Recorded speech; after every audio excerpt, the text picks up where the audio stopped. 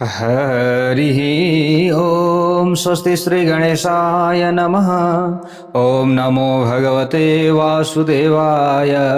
ॐ श्रीदेव्यै नमः। देवी प्रपन्नार्तिहरे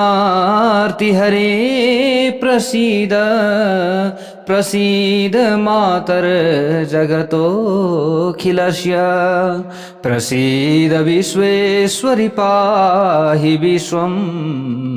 त्वमीश्वरी देवी चराचरस्य। नारायणं नमस्कृत्य नरं चैव नरोत्तमं। देवीं सरस्वतीं व्यासं ततो जयमुदीरयेत्। जगत जननी दुर्गा माता की जय। प्यारा भक्त भागवतहरू, अब यहाँ यतिखेर हजुरहरू श्रीमद् भागवत महापुराण कथा श्रवण गर्दै हुनुहुन्छ। तपाईँ हामी आजको नयाँ भाग 108 मा उपस्थित भइसकेका छौँ। भक्तवत्सल भगवानको जय। यस्ता प्रकारले अब सरियाती राजाले यज्ञ गर्नुभयो अनि अश्विनी कुमारहरूलाई सुमरस प्राप्त गर्ने यो जुन यज्ञ थियो, यो यज्ञ च्यवन मुनिले गराउनु भयो र यो अधिकार पनि दिनुभयो सुमरस पान गर्ने। यो कथा हजुरहरूले श्रवण गर्नुभयो। सबैले आफ्नो कार्य सम्पन्न गरे, सबैले आफ्नो चाहिँ स्थानतिर लागे।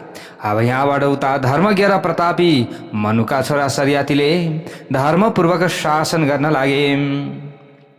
अब तिनका छोरा अनर्थ भए। सरियातीको वंशको यहाँ वर्णन छ, सरियाती राजाको। त अनर्थबाट रेवत भए अनि शत्रुहन्ता राजा रेवतले समुद्रभित्र कुशस्थली द्वारका नगरी निर्माण गरे। यसरी निर्माण गरी आफ्नो अधिकारभित्र रहेका अनर्थ आदि देशहरूमा शासन गर्दा भए। तिनका 100 छोरा थिए, तीमध्ये उत्तम पुत्र ककुदुमी भए। राजा रेवत की उत्तम लक्षण भएकी सुन्दरी कन्या रेवती थिइन्। जब ती कन्या वरको हातमा सुम्पिने योग्य उमेरमा प्रवेश गरिन्, त्यसबेला उत्तम राजा रेवतले कुलीन अनेक राजकुमारहरूको विषयमा चिन्तन गर्न लागे। त पृथ्वीपति रैवतक जो नाम गरेको पर्वत थियो, त्यो पर्वतको शिखरमा आवास बनाएर बसे। त्यस पछाडि बलवान नराधिप रेवतले अनर्थ आदि देशहरूमा राम्रो शासन प्रवर्तन गर्दा भए। चकार राज्यम बलवान अनर्थेषु नराधिप। यसरी बताइएको छ। अब के भयो त भन्दा एक दिनको कुरा हो। एक दिन राजा रेवतले पृथ्वीका राजकुमारहरूको विषयमा चिन्तन गरेपछि मैले फेरि छोरी रेवतीलाई कुन वरको हातमा सुम्पिदिन ठिक हुन्छ त भन्ने कुरा विचार गर्न लागि। अब छोरीको विवाह गर्ने बेला हो। अब के गरौँ त? अब कहाँ जाउँ, वर कहाँ खोजौँ भनेको विवाह गर्ने केटो अब कहाँ खोज्ने त? अब यस्तो प्रकारले उनी चिन्तामा डुबिरहेका थिए। ब्रह्माजीको याद आयो। त ब्रह्माजीको निवासमा जान्छु, म नजिकमा जान्छु र उहाँलाई सोध्छु भन्ने इच्छा गरेर अब तुरुन्त ब्रह्माजीका नजिकमा गए। अब प्यारा भक्त भागवतहरू रेवतीलाई साथमा लिएर गएर वरको लागि शोधनी गर्नका लागि उनी गएका छन् ब्रह्मलोकतर्फ। राजा रेवत ब्रह्मलोकमा जाँदा त्यहाँ देवता यज्ञ छन्द पर्वत अनि सुमधुर सरिता दिव्य रूप धारण गरी विराजमान भइरहेका थिए। त्यहाँ पुरातन ऋषि सिद्ध गन्धर्व सर्पचारण आदि ब्रह्माजीको स्तुति गर्दै उभिरहेका थिए। भक्तवत्सल भगवानको जय। अब यसरी यहाँनिर बताउनु भयो वेदव्यासजीले। अब रेवतीको विवाहका लागि अब रेवत राजा जानुभएको छ ब्रह्माजीको पासमा। यता जन्मेजयले प्रश्न गर्नुभयो तुरुन्तै। संशयोऽयं महान् ब्रह्मन् वर्तते मम मानसे। ब्रह्मलोकं गतो राजा रेवती संयुतः स्वयं। जन्मेजयले यस्ता प्रकारले अब यहाँ भन्न लाग्नुभयो, राजा रेवत आफ्नी छोरी रेवतीका साथ आफू ब्रह्मलोकमा जानुभयो भन्ने कुरा सुनेर मेरो मनमा ठुलो सन्देह पैदा भइरहेको छ। किनकि मैले कथान्तरमा ब्राह्मणहरूबाट राम्ररी सुनेको छु कि शान्त अर्थात् इन्द्रिय विजयी ब्रह्मज्ञानी ब्राह्मण मात्र ब्रह्मलोकमा जान सक्दछन् भन्ने कुरा मैले पुराण आदिबाट सुनेको हुँ। पृथ्वी लोकबाट त्यही पनि अति दुर्गम ब्रह्मलोक वा सत्यलोकमा रेवतीसहित राजा रेवत आफै कसरी जानुभयो भन्ने कुरा मलाई आश्चर्य लागिरहेको छ। यो सन्देहको विषय हो। सबै शास्त्रहरूले निर्णय गरेका छन् कि मरेर मात्र प्राणी स्वर्गलोकमा प्राप्त हुन्छन्, जिउँदै स्वर्ग जान सक्दैन। मानव शरीरद्वारा ब्रह्मलोकमा कसरी जान सकिन्छ? स्वर्ग त जान सकिँदैन भने ब्रह्मलोक कसरी जान सकियो त ब्रह्मलोकमा गएको मानिस सशरीर फेरि पृथ्वीलोकमा कसरी आउन सक्दछ? राजा रेवत छोरी कुन वरलाई सुम्पिदिउँ भनी ब्रह्माजीसँग यति सानो कामका लागि सोध्नका लागि सत्यलोकमा जानुभयो? यो त अत्यन्त आश्चर्यजनक घटना रहेछ। सन्देह पैदा भयो। यसलाई निवारण गरिदिनुहोस् भनेर यस्ता प्रकारले जन्मेजयले प्रश्न गरेपछि अगाडि गएर वेदव्यासजीले भन्नुहुन्छ, मेरोस्तु शिखरे राजन् सर्वे लोकाः प्रतिष्ठिताः इन्द्रलोको बह्निलोको या च संयमिनी पुरी। वेदव्यासजी भन्नुहुन्छ, हे महाराज, सुमेरु पर्वतको शिखरमा सबै लोक प्रतिष्ठित भएका छन्। इन्द्रलोक, अग्निलोक अनि संयमिनीपुरी, वरुण लोक, कैलाश लोक, वैष्णवहरूको परम स्थान वैकुण्ठ लोक सुमेरुको शिखरमा अवस्थित छन्। हे महाराज, जस्तै पहिले पृथानन्दन धनुर्धारी अर्जुन हुनुहुन्थ्यो नि, अर्जुन पनि मनुष्य शरीरद्वारा नै स्वर्गमा जानुभएको थियो।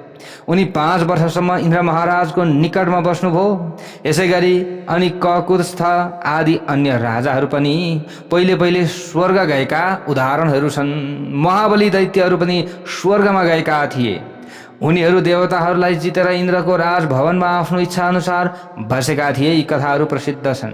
पहिले आत्मज्ञानी महाभीष नामक राजा ब्रह्मलोकमा जानुभएको थियो। यो कथा पनि प्रसिद्ध छ। उनले ब्रह्मलोकमा जाँदा माथिबाट तल आइरहेकी अति सुन्दरी गङ्गा नदीलाई देख्नु भएको थियो। हे महाराज, त्यस बेला संयोगवश हावाले गङ्गाको वस्त्र उडाइदिएको थियो।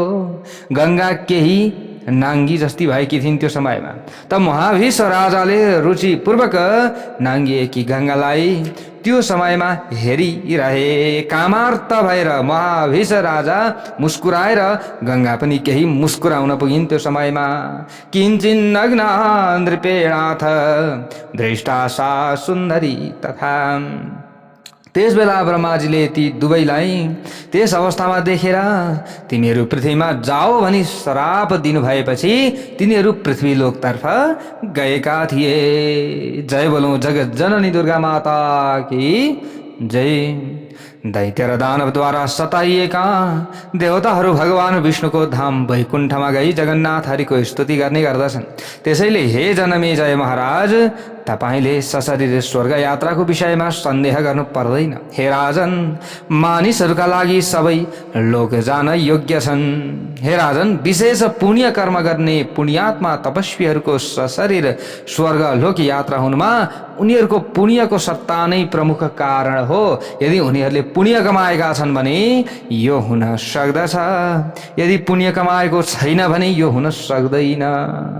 यसै गरी यज्ञद्वारा आत्मालाई पवित्र तुल्याएका यजमानहरू पनि सशरीर स्वर्ग जान सक्दछन्। यज्ञ गरिरहने नि, घरमा पूजापाठ लगाइरहने, भगवानको नाम जपिरहने, वर्ष दिनमा 6 महिनामा घरमा रुद्री सत्यनारायणको पूजा लगाइरहने जो यजमानहरू छन् नि, जति पनि हामीहरू छौँ, पक्कै पनि ती व्यक्तिहरूको उद्धार हुन्छ, यसरी बताइएको छ।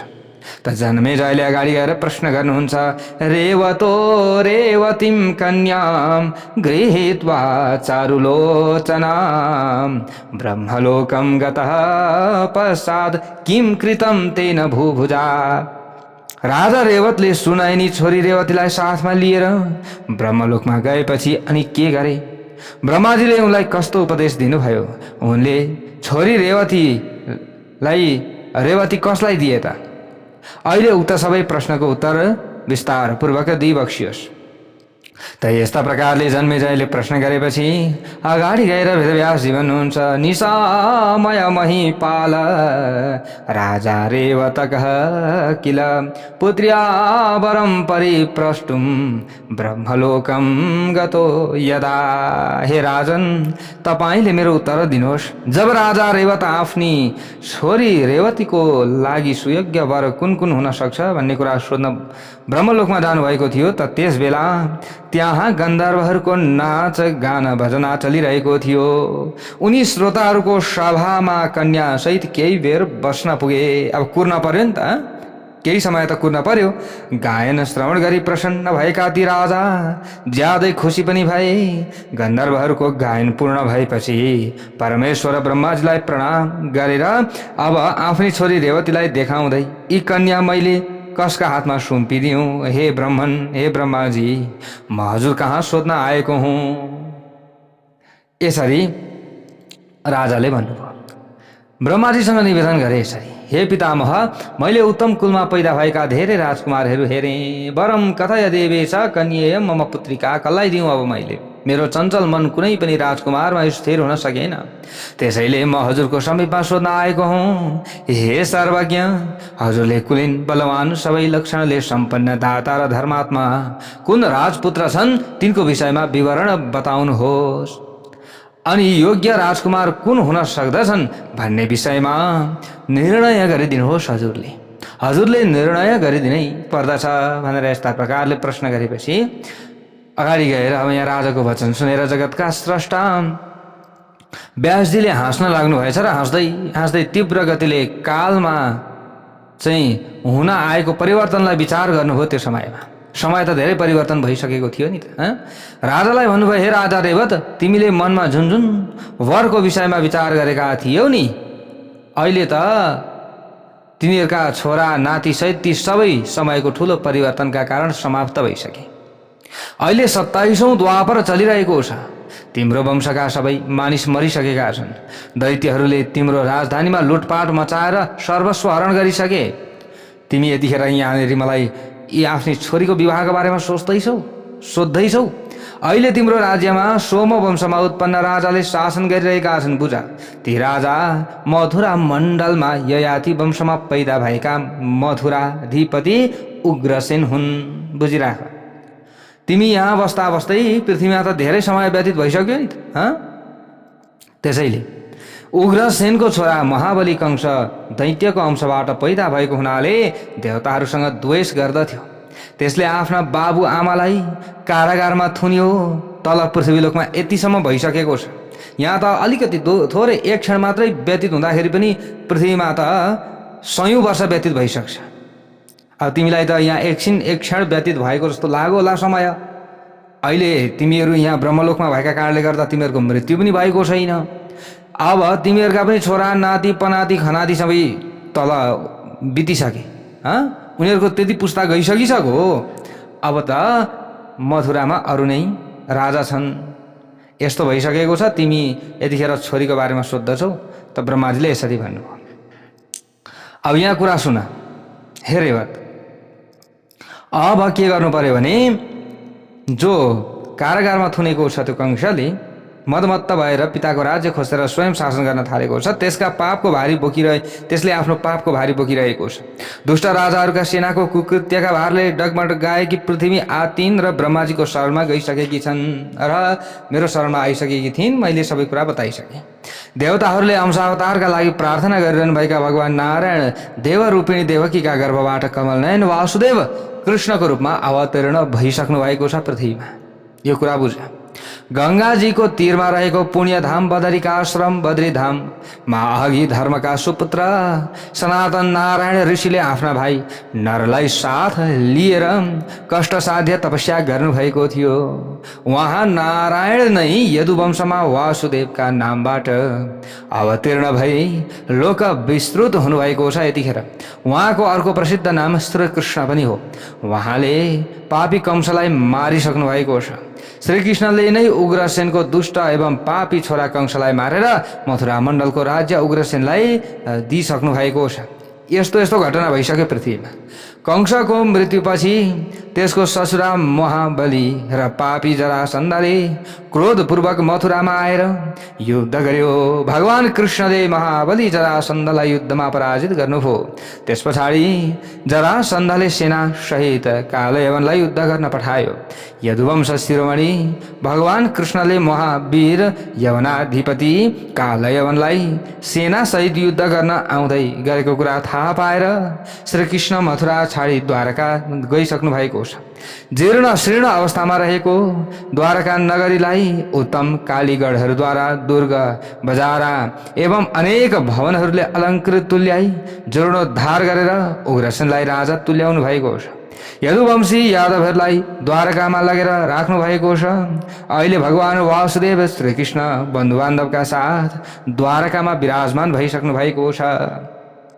भगवान श्रीकृष्णका दाजु जो शेषका अंशबाट पैदा हुनुभएका जो बलराम नामले विख्यात हुनुभएका एकजना दाजु हुनुहुन्छ।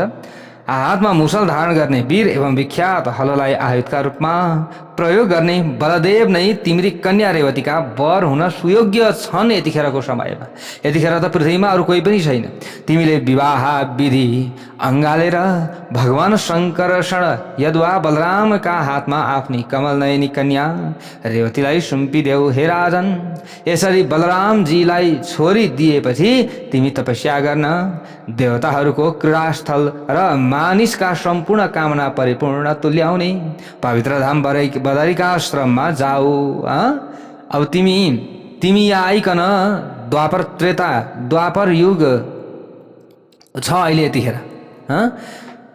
द्वापर सकेर अब कलि लाग्न आँटिसक्यो। तिमी आएको कहिले हो कहिले? वहाँ पृथ्वीमा युग बितिसक्यो, तिमी यहाँ छौ। यहाँ एक क्षण बिते जस्तो तिमीलाई लाग्यो, तर पृथ्वीमा एक युग बितिसकेको छ। बुझिरहेको? त्यसै कारणले गर्दा अब पृथ्वीमा भगवानले अवतार लिनुभएको छ। यस्तो यस्तो मैले सारा वृत्तान्त बताएँ भनेर ब्रह्माजीले भन्नुहुन्छ। यहाँनिर यसरी कमल योनि ब्रह्माजीबाट आदेश पाएका राजा रेवत छक्क पर्नुभयो अरे। यहाँ त एकैछिन समय बिते जस्तो भएको थियो, युग बितिसक्यो। पृथ्वीमा आफ्नी कन्या रेवतीलाई साथ लिएर तीव्र गतिमा द्वारका हतार हतार आउनुभयो। अब त्यतिखेर ल हेर्नुहोस् है, अब त्रेतायुग सत्ययुगमा मान्छे कति लामा हुन्थे, अब द्वापर युगमा त्यसको आदि, अझै कलियुगमा त्यसको आदि हुन्थे। यसरी बताइएको छ। ल हेर्नुहोस् प्यार भक्त भागवतहरू, जस्तै सत्ययुगमा 50 फुट हुन्थ्यो भने अनि तपाईँको चाहिँ सत्य त्रेतामा 25 अनि द्वापरमा 12 फुट गर्दै अहिले कलियुगमा जम्मा कति 6 फुट। 6 फुट धेरै भयो 7 फुट। त्योभन्दा माथि व्यक्ति बन्न सक्दैनन्। ल हेर्नुहोस्, हाप हाप हाप हुँदै आएको छ। अब त्यतिखेर सत्ययुगका कुरा, सत्यबाट अब त्रेता युग बितिसक्यो, द्वापर युग लागिसकेको छ, द्वापरको पनि अन्तिम कलियुग लाग्न आँटिसक्यो। अब त्यति लामा व्यक्ति, अब त्यो समयमा त हाइट लामो थियो व्यक्तिहरूको। अब लामा नि अब पृथ्वीमा आउनुभएको छ। सबैले हेर्छन् यति लामा मान्छे कहाँबाट आए, सबै छक्क परेका छन्। ल हेर्नुहोस् प्यारो भक्त भागवतहरू, ल यस्तो भएको छ। अब पृथ्वीमा आइसकेपछि सबै कुरा चाहिँ अब भगवानले त बुझ्नु भएको थियो, बलरामलाई पनि सम्झाउनु भयो। त्यस पछाडि बलरामजीलाई आफ्नो छोरी सुम्पिनु भयो। रेवतले बद्रिकाश्रममा जानुभयो र त्यहाँ तीव्र तटमा उहाँले चाहिँ तीव्र गतिले चाहिँ तपमा उहाँ जुट्न लाग्नुभयो रेवत राजा। अब धेरै समयसम्म त्यहाँ तप गरेर गङ्गा तटमा शरीर विसर्जन गरेर देवताहरूको निवास भूमि स्वर्गमा रेवत राजा जानुभयो। भक्तवत्सल भगवानको जय होस्। अब बलरामजीसँग रेवतीको विवाह भएको छ। रेवती हुनुहुन्छ 50 फुटको, बलराम हुनुहुन्छ 12 फुटको। ल हेर्नुहोस् है प्यारो भक्त भागवतहरू, डबल तिर्बल अल्गी।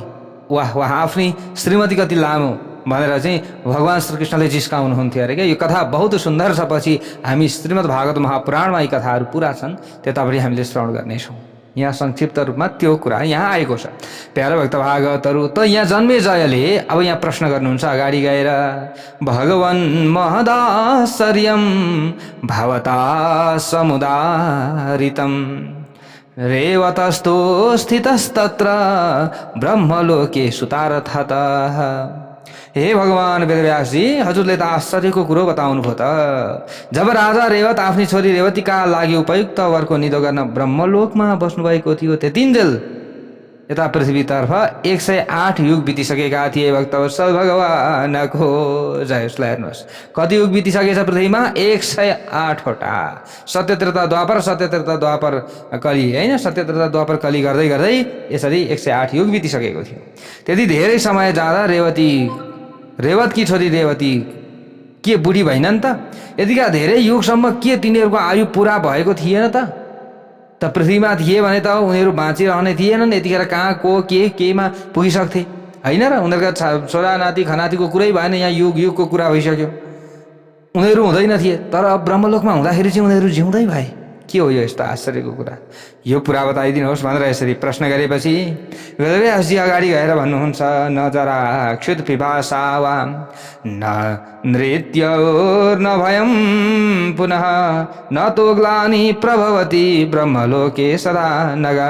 हे निष्पाप राजा जन्मेजय, सधैँ ब्रह्मलोकमा वृद्ध अवस्थाले छुँदैन, त्यहाँ वृद्ध अवस्थाले छुँदैन, भोक र प्यास पनि लाग्दैन, मृत्युले आक्रमण पनि गर्दैन, डरले पनि सताउँदैन, ग्लानी पनि लाग्दैन। ब्रह्मलोक यस्तो रहेको छ। त्यसैले त व्यक्तिहरूले वैकुण्ठ ब्रह्मलोक चाहन्छन्। मैले तपाईँलाई राजा सर्यातीको वंश कथा बताइरहेको थिएँ। स्वयं सर्याती तपस्या गर्न सुमेरुको शिखरमा बस्नुभएको थियो। उनी दिवंगत भएपछि तिनका सन्तानलाई राक्षसहरूले मारे पछि गएर र यसरी सताए, छिन्न भिन्न तुल्याए। बाँकी रहेका सर्यातीका सन्तान कुशस्थली छाडी भयभीत भएर यताउता लागे। अब यी रेवत र रेवती बाबु छोरी चाहिँ अब यहाँ जसरी अघि बताइयो ब्रह्मलोकमा न व्यक्तिको आयु बढ्छ न केही हुन्छ, उनीहरू जस्ताको तस्तै रहेका थिए। त्यसै कारणले गर्दा हो उनीहरूको उमेर घटेन, उनीहरूको मृत्यु भएन। यस्तो अवस्था हो। अब यता त धेरै उनीहरूको सन्तानमा तल उतार चढाव भइसकेको थियो।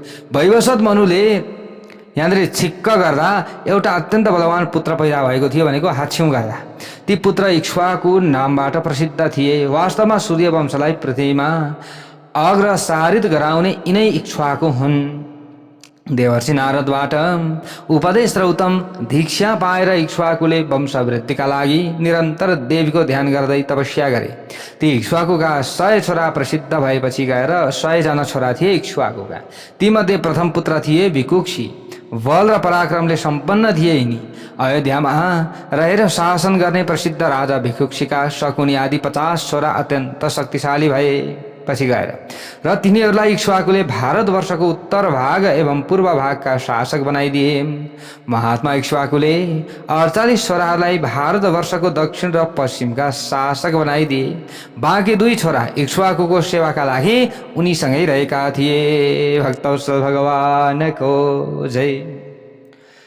वेदव्यासजी भन्नुहुन्छ, कदाचिदष्टका श्राद्धे विकुक्षिम पृथिवीपति आज्ञापयद सम्मूढो मां समानय सत्वरम।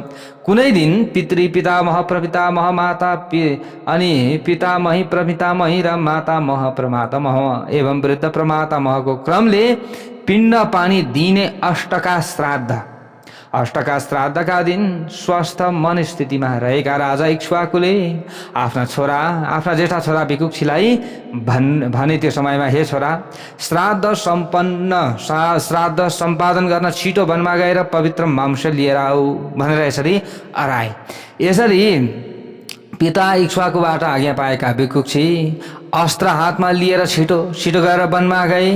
विकुक्षीले वनमा गएर बाण प्रहार गरी बँदेल, सुँगुर, अब वन सुँगुर नि, अनि मृग, खरायो, अनेक प्रकारका जनावरहरू मारे।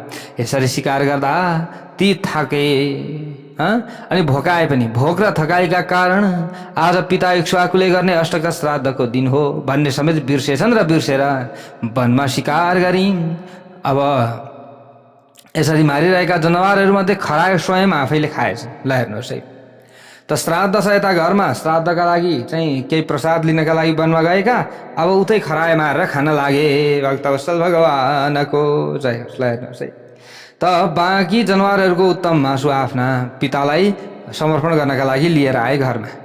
श्राद्ध भूमिमा आमन्त्रण गर्न टक्र्याएको अब यस्तो चाहिँ जुठो यो खराब चिज यो मासु देखेर वशिष्ठ अब अत्यन्त यो समयमा रिसाउन लाग्नुभयो। यो अयोग्य यो मासु यो कसरी आयो यो श्राद्धको समयमा?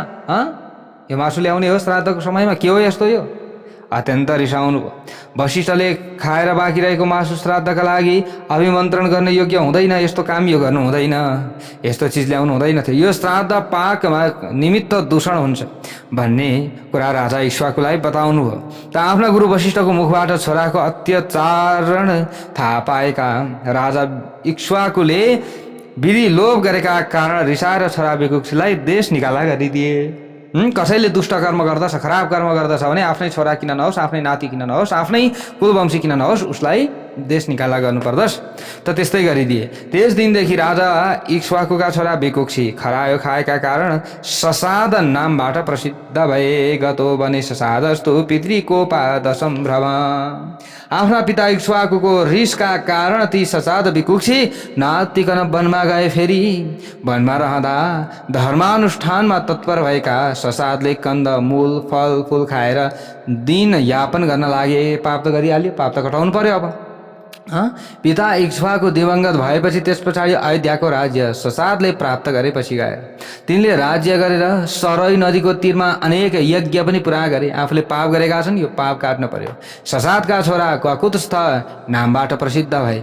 तिनकै नाम भेद ब्रह्मवाह र पुरञ्जय पनि हुन्। उनकै नाम के ब्रह्मवाह के अरे इन्द्रवाह र पुरञ्जय हो। त जन्मेजयले अगाडि गएर प्रश्न गर्नुभयो, नाम भेद कथम जातो राजपुत्रस्य चानघ कारणं ब्रूहि मे सर्वं कर्मणाय चाभवत्। हे निष्पाप महर्षि, राजपुत्र ककुत्स्थका अन्य नाम इन्द्रवाह र पुरञ्जय कसरी रहन गए? अरू पनि नाम दिए भनेर तपाईँले भनिसकेपछि त कुनै पनि नाम रहनका लागि त उनले काम गरेको हुनु पर्यो नि। त्यही प्रकारको के काम गरेका थिए त्यस्तो नाम रहनका लागि? जुन कर्मका कारण ककुस्थ र पुरञ्जय इन्द्रवाह कहलाए, त्यो कर्म र त्यसको कारण पनि बताइ बक्सियोस् भनेर यस्ता प्रकारको प्रश्न गरेपछि अगाडि गएर वेदव्यासजी भन्नुहुन्छ, ससादे स्वर्गते राजा ककुस्थ इति चाभवत्। हे राजा ससाद दिवंगत भएपछि ककुस्थ राजा भई। यसै बीचमा भएको देवता र दानवको संग्राममा सबै देवता दैत्यहरूबाट पराजित भएका थिए। ती देवताहरू त्रिलोकीका स्वामी भगवान विष्णुको शरणमा गए। त्यो समयमा त्यसबेला सनातन भगवान महाविष्णुले देवताहरूलाई भन्नुभयो कि हे उत्तम देवताहरू, तपाईहरूले पृथ्वीमा गएर ससादका छोरा राजा ककुस्थलाई निवेदन गर्नुहोस्, उनले संग्राममा दैत्यहरूलाई मारिदिनेछन्। तपाईहरूले निवेदन गरेपछि धर्मात्मा राजा ककुस्थ धनु धारण गरी सहायताका लागि आउनेछन्। भगवती परम्बाको कृपा पाएका कारण तिनको शक्ति अतुलनीय रहेको छ। त्यसै कारणले गर्दा सहयोग माग्नु समय त्यहाँ जानु पर्यो। भगवान महाविष्णु हरिको मङ्गलमय आज्ञा पाएपछि इन्द्र सहित सबै देवता अयोध्यामा रहेका ससादका पुत्र राजा ककुस्थको नजिकमा गए। राजा ककुस्थले आफ्नो भवनमा आएका देवताहरूको धर्मपूर्वक पूजा गरे। त्यस पछाडि सावधान भई उनले देवताहरूसँग उहाँहरू आउनुको कारण बारे यहाँनिर सोद्धा भए। त ककुस्थले त्यो समयमा भने, धन्यो हम पावितस्सास्मि जीवितम सफलम मम। हे देवगण, तपाईहरूको दर्शन पाउँदा म धन्य र पवित्र भएँ। आज मेरो जीवन सफल भएको छ, किनकि हे देवताहरू, तपाईहरूले मेरो घरमै आएर मलाई महनीय दर्शन दिनुभएको छ। हे देवताहरू, त्यस्तो कुन काम मैले गर्नु पर्यो मलाई बताउनुहोस्। साधारण मानिसहरूद्वारा दुःखले गर्न सकिने ठुला ठुला काम पनि मैले तपाईहरूका निमित्त सम्पन्न गर्ने भक्तवत्सल भगवानको जय। त यहाँनिर अगाडि गएर देवताहरूले भन्न लागे, सहायम कुरु राजेन्द्र सखा भव सचीपते संग्रामे जय दैत्येन्द्रान् दुर्जयां स्त्रीदशैरपि। हे उत्तम राजा ककुस्थ, तपाईँ इन्द्र महाराजका मित्र भई उहाँलाई युद्धमा सघाउनुहोस्। देवताहरूबाट पनि जित्न नसकिने ठुला ठुला दैत्यहरूमाथि विजय प्राप्त गर्नुहोस्। भगवती पराशक्तिको कृपाले गर्दा तपाईँका निमित्त कुनै विषय पनि दुर्लभ छैन। भगवान विष्णुले पठाउनु भएका हामी तपाईँको नजिकमा आएका हौँ। यसरी भनेपछि राजा ककुस्थले भन्नुभयो, पार्ष्णिग्राहो भवाम्यद्य देवानां सुरसत्तमः इन्द्रो मे वाहनं तत्र भवेद्यदि सुराधिपः। हे देवताहरू, यदि देवराज इन्द्र मेरा वाहन हुनुहुन्छ भने म आजै देवताहरूको संरक्षक हुनेछु। मेरो वाहन हुनु पर्यो इन्द्र। आजै म देवताहरूद्वारा दैत्यहरूसँग गरिने सङ्ग्राममा सामेल भएर युद्ध गर्नेछु, तर इन्द्र भने मेरो वाहन हुनै पर्दछ। तर मेरो साँचो प्रतिज्ञा यही रहेको छ कि म युद्ध गर्न जाँदा इन्द्रमाथि सवार भएर जानेछु, नभए जाने छैन। त्यसबेला देवताहरूले इन्द्रलाई भने, हे इन्द्र महाराज, हजुरले यो अद्भुत कार्य गर्नुपर्ने भयो। हजुर लाज नमानेर राजा ककुस्थको वाहन बन्नु पर्यो। ल हेर्नुहोस्, अब इन्द्र सबै देवताहरूले मान्ने यस्ता श्रेष्ठ राजा, इन्द्रले अब कसरी मान्ला नि त यो कुरा। ल हेर्नुहोस् है प्यारा भक्त भागवतहरू। तर पनि अब समस्यामा पर्नुभन्दा त उद्धार गर्नु पर्यो, आफू पनि बाँच्नु पर्यो, त्यसका लागि त आफू जस्तो सुकै पनि हुन सक्नु पर्यो भन्ने कुराको ज्ञान पनि हामीले यो कथाबाट प्राप्त गर्दैछौँ प्यारा भक्त भागवतहरू। त अब यहाँनिर सबैले भन्न लागे, हे इन्द्र, तपाईँ ककुस्थको वाहन बन्नै पर्दछ। त्यसबेला लडाइरहेका इन्द्रलाई भगवान नारायणले पनि भन्नुभयो, बारम्बार प्रेरणा दिनुभयो। त्यस पछाडि इन्द्र तुरुन्तै भगवान शिवका वाहन नन्दी झैँ राजा ककुस्थका वाहन गोरु बन्न पुगे। राजा ककुस्थ सङ्ग्राम गर्न जानको लागि गोरुको रूप लिएका इन्द्रमाथि सवार हुनुभयो। राजा ककुस्थ गोरु बनेका इन्द्रको झुरोमाथि बसेका कारण ककुस्थ नामले अब उनी चिनिन थाले। इन्द्रलाई वाहन बनाएका कारण उनी इन्द्रवाह पनि कहलाए। दैत्यहरूका पुरमाथि विजय पनि प्राप्त गरे। ल हेर्नुहोस् है, यस्ता शक्तिशाली थिए र उनको नाम पुरञ्जय पनि भयो। देवताहरूलाई पनि जिते, पुरीलाई पनि जिते, त्यसैले नाम पुरञ्जय पनि भयो। महाबाहु ककुस्थले दैत्यहरूलाई जितेर दैत्यहरूको प्रशस्त धन देवताहरूलाई प्रदान गरिदिए। त्यस पछाडि ककुस्थले देवताहरूसँग आफ्नो राज्यमा जान आज्ञा दिए। यसरी राजर्षि ककुस्थ र इन्द्रको मैत्री भएको थियो। ती ककुस्थ अति प्रसिद्ध राजा भए। उनको वंशमा जन्मेका काकुस्थ राजाहरू आफ्ना गुणकर्मका कारण संसारमा अत्यन्त विख्यात हुँदा भएपछि गएर ककुस्थकी धर्मपत्नीबाट महाबली पुत्र अनेना भएपछि गएर उनका पराक्रमी छोरा पृथु हुँदा भए। राजा पृथु भगवान विष्णुका स्वयं अंशावतार मानिनु भएको छ। उहाँ नित्य पराम्बिका शक्तिका पाउको आराधनामा लागिरहनुहुन्थ्यो। पृथुका पुत्र राजा विश्वरन्ध्री भए। विश्वरन्ध्रीका छोरा ऐश्वर्यशाली चन्द्र थिए। उनले आफ्नो राजवंशलाई विस्तार गरे। चन्द्रका छोरा युवनाश्व शक्तिशाली र तेजस्वी भनी थिए। उनैले नै इन्द्रको नगरी अमरावती समान सावन्तीपुरीको निर्माण गरेका हुन्।